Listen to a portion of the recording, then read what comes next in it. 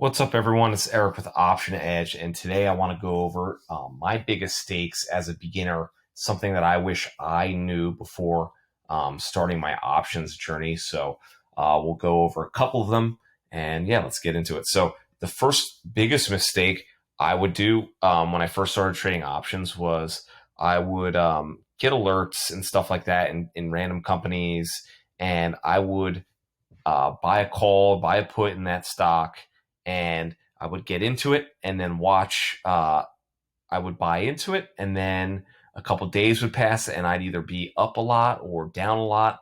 I can specifically remember getting into one random name where I was losing. As soon as I entered the position, I lost about 50% of my money.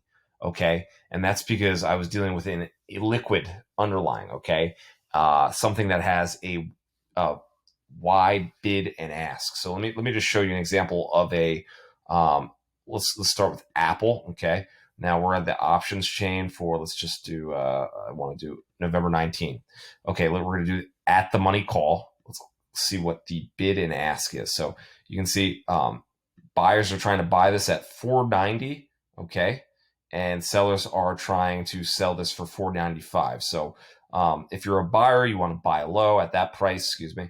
And then if you're a seller, you want to sell a high, right? So you can see that the bid ask is 5 cents wide. Okay, so now let's compare that to a less liquid stock. Okay, Illumina. So November 19th. Let's look at the at the money call bid ask spread. So as you can see, this is $3.80 wide. Okay, and something also you have to be cognizant of is the volume. Okay, so only five contracts were traded, whereas let's go to Apple. Okay, look at that, 5,000. So there's a good possibility, because this bid ask spread is so wide, that in order to enter this trade, let's say you're going to buy a call, you'd have to buy this call at, like, let's say if this is the ask is 1890, maybe you get in for 1880. Okay, and then if you go to sell it, well, you have to sell it like $300 cheaper. So right off the bat, you've already lost money.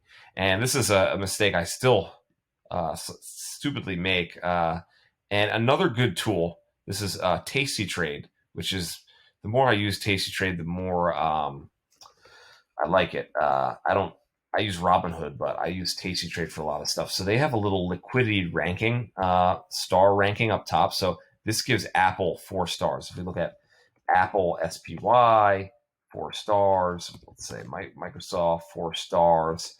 Tesla. So these stocks are all very liquid. Nvidia, Netflix, and then Netflix a little not. So that gives it the 3 stars. Some ETFs. That's a Spider ETF. That's not quite as good.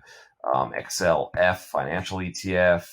Yeah, so as you can see, so stick to ETFs and big name options, and you won't run into those liquidity problems.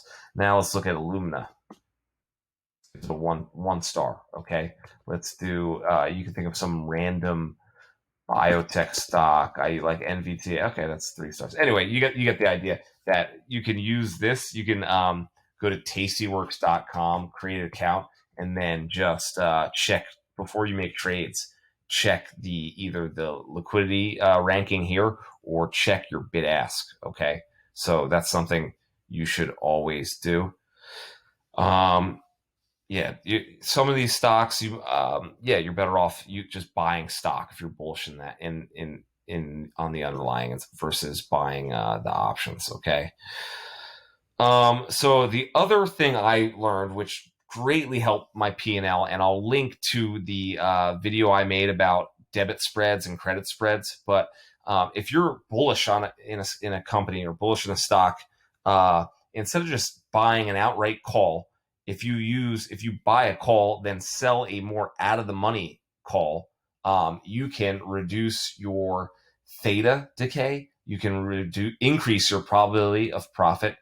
You can also reduce your break even point. Okay. So all ways that help you become a more profitable trader. The only downside is you cap your unlimited upside potential, which, that's more, that doesn't, stocks don't make these huge runs.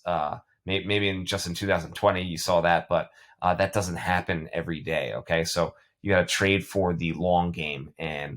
So using spreads, like I talked about, diagonals are similar to a spread. And then the next thing is, actually, this is when you first learn options, you think about buying and selling puts and calls, right?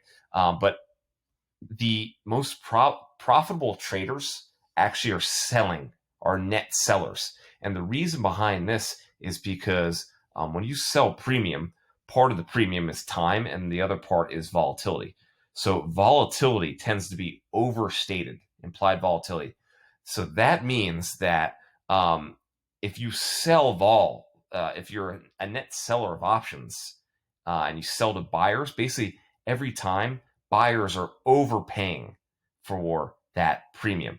So that's sort of your edge as a seller of options. Okay.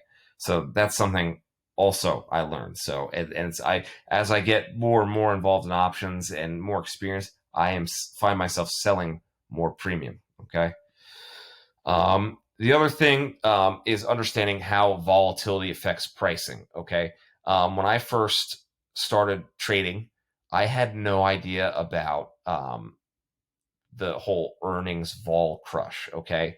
So the basic idea, the 20-second explanation of that is as we get close to an earnings event, volatility is cranked really high. So when you buy the options before earnings, you're overpaying for that option by a lot.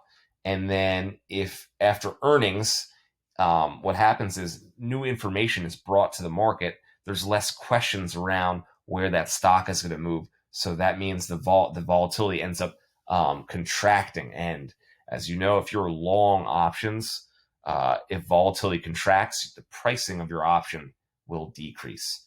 Okay. And then last but not least, this is probably the easiest way. There's all these different tricks and stuff like that on how to reduce risk, like selling spreads and diagonals and all of that.